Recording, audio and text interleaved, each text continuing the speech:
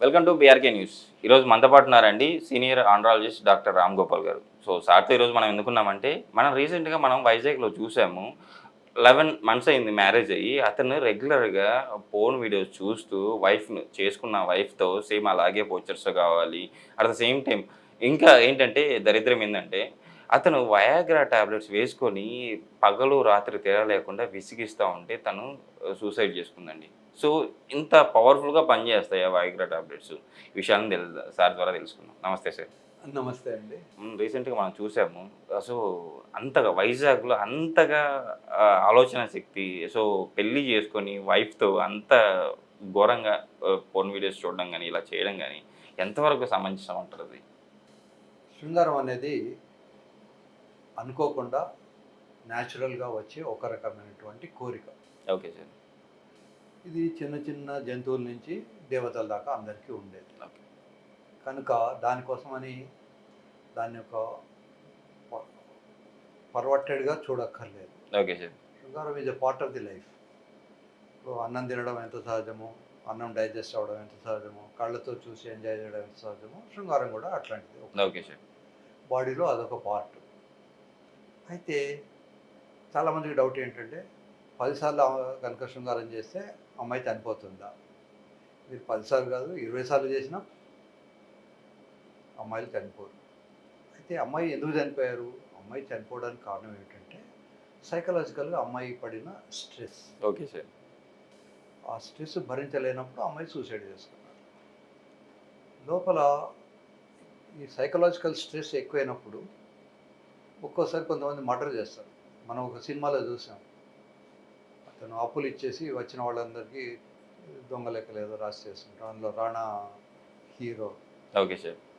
వాడేదో డబ్బుల విషయం అడిగితే గన్ తీసి కాల్ చేస్తాడు. Okay sir. ఎందుకు కాల్ చేశాడు? మనం అందరం కూడా అప్పులు తీసుకుంటున్నాం, అప్పులు కడుతున్నాం. కానీ ఎక్కడైతే ఎదుటి వ్యక్తి విపరీతంగా అతన్ని క్రష్ చేస్తున్నాడో, ఆ క్రష్ తట్టుకోలేని పరిస్థితి వచ్చినప్పుడు వస్తుంది. ఓకే. ఒకటి చాలా ఓల్డ్ హిందీ సినిమా ఉండేది. నాకు పేరు గుర్తు రావట్లేదు కానీ దాంట్లో ఏంటంటే ఈ అప్పులిచ్చే అతను ఒక తల్లి వ్యవసాయానికి ఏదో డబ్బులు ఇస్తాడు. తర్వాత ఆ డబ్బులు తీర్చలేదని సెక్సువల్ డిజైర్ ఏదో అడుగుతాడు. Okay sir. అది ఆ చిన్న పిల్లవాడు చూస్తాడు. ఆ హరాస్మెంట్. వాడు కొంచెం పెద్దయిన తర్వాత వాడిని కాల్ చేస్తాడు. ఓకే. మదర్ ఇండియా సినిమా పేరు mother India. Okay sir. So ఇలా జరగడానికి కారణం ఏమిటంటే సైకలాజికల్ స్ట్రెస్. అటు సూసైడ్ అయినా, ఇటు మర్డర్ అయినా energy same. Okay. Direction is different. Direction ఎదుటి వ్యక్తి వెళ్తే అది మర్డర్ అవుతుంది. ఇలా శరీరం వైపు వస్తే అది సూసైడ్ అవుతుంది. ఈ స్ట్రెస్ ఫినామినా కొద్దిమంది తగ్గించుకుంటారు. ఇప్పుడు కొంతమందికి శృంగారం అనేది ఇష్టం ఉండదు. ఇష్టం లేని వ్యక్తికి మనం ఒకసారి చేసినా సూసైడ్ చేసుకోవచ్చు. ఓకే. అది శృంగారం అనేది ఇద్దరు వ్యక్తుల మధ్యలో ఉండేది. ఒక వ్యక్తి చేసేది కాదు. ఓకే. కనుక ఆ చిన్నపాటి విషయం ఆ భర్త గనుక అర్థమై ఉంటే ఈ ప్రాబ్లమ్ వచ్చి ఉండేది కాదు. ఓకే. తర్వాత నేను దాని గురించి కొంచెం న్యూస్‌లో చూశాను. తర్వాత పేపర్‌లో చదివాను. కేవలం శృంగారం వల్లనే అమ్మాయి చనిపోయిందని నేను అనుకోవట్లేదు. అంతకుముందే ఏదో గొడవలైనాయి. ఓకే. అమ్మాయిని పేరెంట్స్ ఇంటికి పంపించారు. వెళ్ళారు లేదా అక్కడ వాళ్ళు మీ ఆయన మారిపోతాడులే అమ్మా నువ్వు వెళ్ళిపో మళ్ళీ ఉండు అని పంపించారు. That's the wrong step. Okay. ఒక అమ్మాయి హెల్ప్ కోసమని పేరెంట్స్ దగ్గరికి వచ్చినప్పుడు ఏం పర్లేదు నువ్వు అక్కడికే వెళ్ళు మీ ఆయన మారిపోతాడని చెప్పడం తప్పు. ఓకే. సోషల్‌గా ఈ అమ్మాయే కాకుండా చాలామంది అమ్మాయిలు కూడా సూసైడ్ చేసుకుంటున్నారు అప్పుడప్పుడు. వివిధ కారణాల వల్ల. Okay sir. ఇందులో ఇతను శృంగారంలో ఎక్కువ పాల్గొన్నాడనేది హైలైట్ అయింది కానీ, ఇన్ జనరల్‌గా హరాస్మెంట్ అనేది అత్తలు చేస్తారు, భర్త చేయొచ్చు ఇట్లా.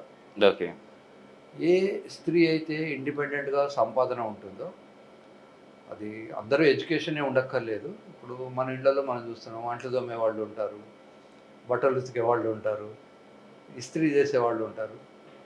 సో, వాళ్ళు ఏ పని చేసినా వాళ్ళకు జీవనోపాధి గనుక ఉంటే, వాళ్ళ సెల్ఫ్ రెస్పెక్ట్ డిఫరెంట్‌గా ఉంటుంది.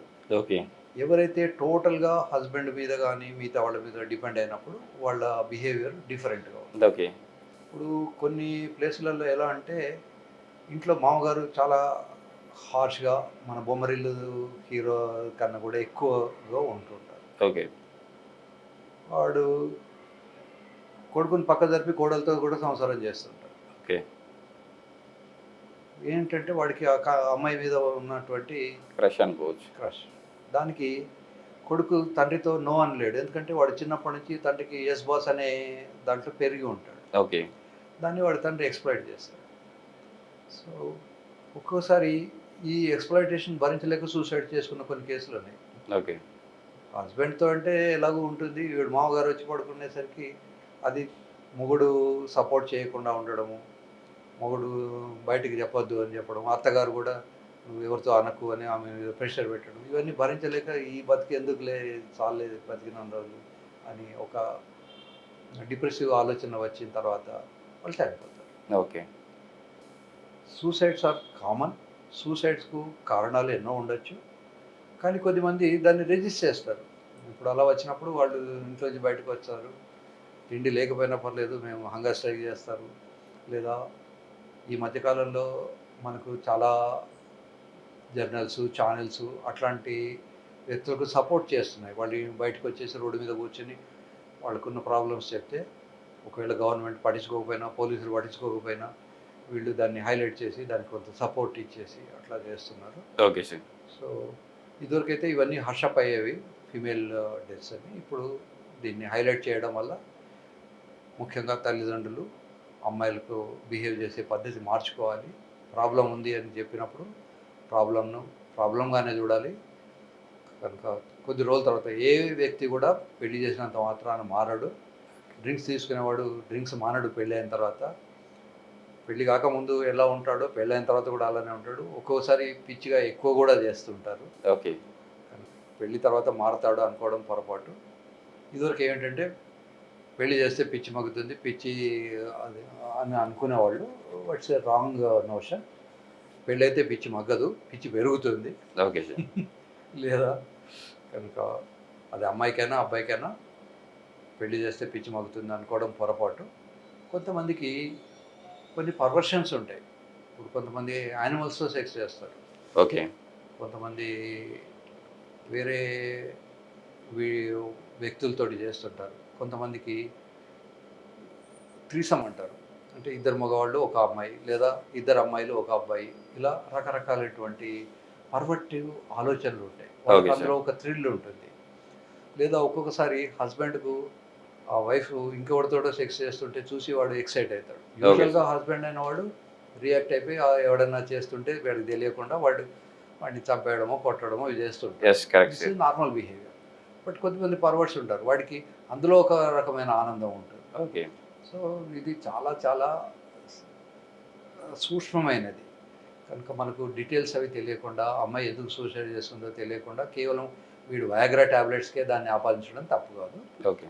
అయితే ఎవరు ఎట్లాంటి సెక్స్ చేసినా చేయకపోయినా ఇద్దరు వ్యక్తులు ముందే కూర్చొని మాట్లాడుకోవాలి. అన్ని యాంగిల్స్లో అందరూ చేయలేరు.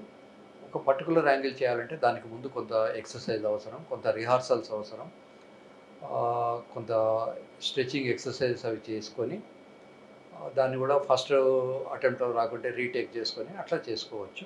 Okay sir. ఏదేమైనా ఇద్దరికీ ఇష్టమైన పద్ధతిలోనే చేసుకోవాలి.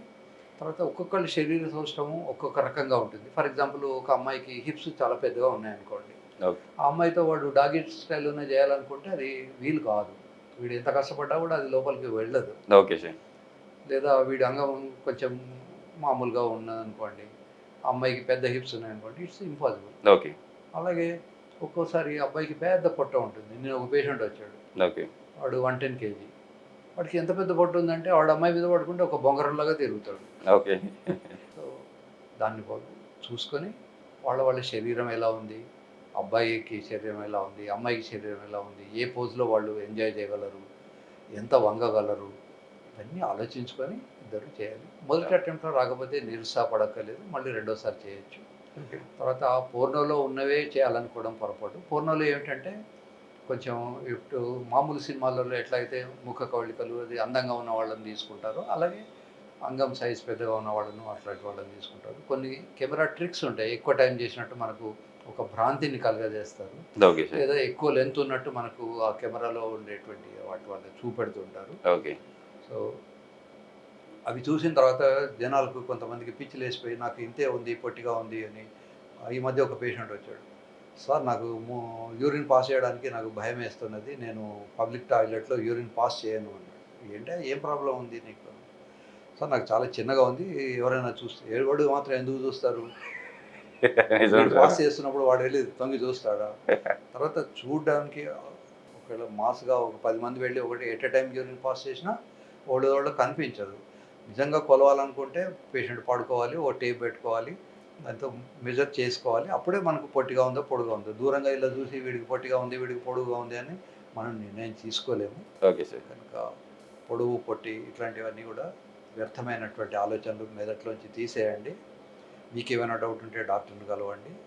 నిజానికి పొట్టిగా ఉండి సంసారం చేయలేకపోవడం అనేది రేరెస్ట్ కండిషన్. ఓకే. నా 40 ఏళ్ల ప్రాక్టీస్‌లో నేను ఒకటే ఒక కేసు చూశాను. ఓకే. అతనికి ఏమిటంటే చిన్నప్పుడే 2 బాల్స్ సర్జరీ చేసి తీసేశారు. అది హెర్నియా అనుకొని హెర్నియాలో ఉండేదని. కనుక అతనికి ఎట్ ది ఏజ్ ఆఫ్ 26 నా దగ్గరికి వచ్చాడు. ఓకే.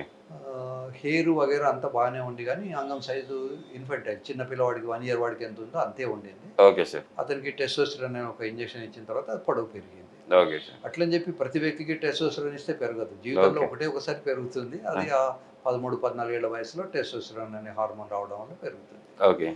కనుక ఈ టెస్టోస్టెరాన్‌ను అనవసరంగా బాగా ఎక్స్‌ప్లాయిట్ చేసి టెస్టోస్టెరాన్ తక్కువ ఉంది, ఎక్కువ ఉంది అని దాన్ని ఇయ్యడం వల్లనే ప్రపంచం అంతా తిరుగుతుంది, శృంగారం అని అనుకోవడం పొరపాటు. దానికి శృంగారానికి కారణాలు వాస్కులర్ కాజెస్ చాలా ఉంటాయి. అయితే కొద్దిమందికి ఈ టెస్టోస్టెరాన్ అనే హార్మోన్ కనుక 600 నానోగ్రామ్స్ కన్నా తక్కువైపోతే కోరికలు కూడా తగ్గిపోతాయి. ఓకే. కనుక అట్లాంటి వాళ్ళకి మాత్రం టెస్టోస్టెరాన్ అనే హార్మోన్ ఇయ్యాల్సి వస్తుంది. ఈ టెస్టోస్టెరాన్ అనే హార్మోన్ బాల్స్ నుంచి రెగ్యులర్గా అందరికీ వస్తుంటుంది. కొద్దిపాటి టెస్టోస్టెరాన్ హార్మోన్ ఎక్సర్సైజ్ చేసినప్పుడు మజిల్స్ నుంచి కూడా వస్తుంది. ప్రతి వ్యక్తి కూడా అమ్మాయిలైనా అబ్బాయిలైనా రోజు కనీసం 15-20 నిమిషాలు ఎనీ ఏరోబిక్ ఎక్సర్సైజ్ చేయాలి. మీరు గూగుల్‌లో ఏరోబిక్ ఎక్సర్సైజ్ అని టైప్ చేస్తే మీకు ఏమేంటి అనేది తెలుస్తాయి. Jumping, skipping, hopping, swimming, running all these things are aerobic exercise. సింపుల్గా చెప్పాలంటే మనం ఏ పని చేసినా ఆయాసం రావడం అని వచ్చేటువంటివి ఇవన్నీ కూడా aerobic exercise. Okay sir. A aerobic exercise చేసినా మంచిదే. ముఖ్యంగా అమ్మాయిలు కూడా చేయాలి. అటువంటప్పుడు వాళ్ళు ఎక్కువ టైము టాలరేట్ చేసే శక్తి వస్తుంటుంది. ఏదైనా పర్వర్షన్స్ ఉంటే డైరెక్ట్గా డాక్టర్ దగ్గరికి వచ్చి చేయండి. లేదా పోలీస్ కంప్లైంట్ ఇవ్వండి.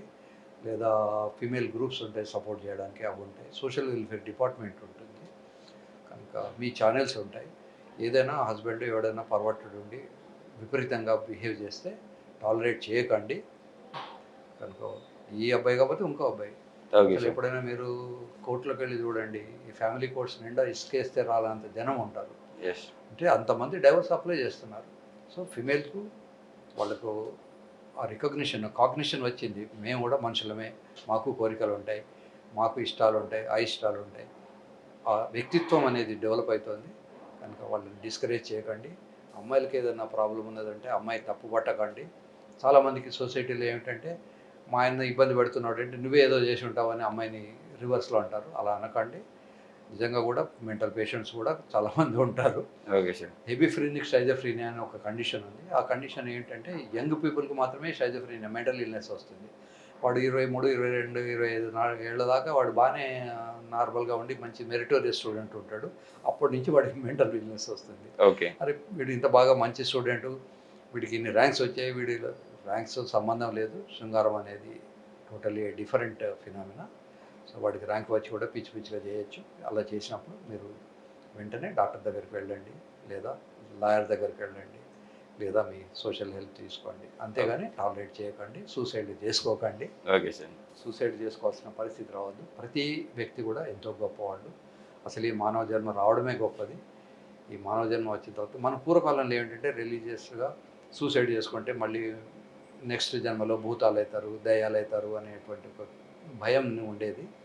ఇప్పుడు ఆ రిలీజియస్ కాన్సెప్ట్స్ కొంచెం తగ్గిపోవడం వల్ల కూడా సూసైడ్స్ ఇంకా పెరిగిపోయినాయి. Okay sir. Anyhow suicides, murders ఇవన్నీ కూడా క్రైమ్స్. వాటిని సాధ్యమైనంత వరకు రాకుండా చూసుకోవాలి. నిజంగా సార్, ఈరోజు మన ప్రేక్షకులకి చాలా చక్కటి వివరణ ఇచ్చారు. ఇంత మంచి ఇన్ఫర్మేషన్ మన ప్రేక్షకుల కోసం ఇచ్చినందుకు థ్యాంక్ యూ సార్.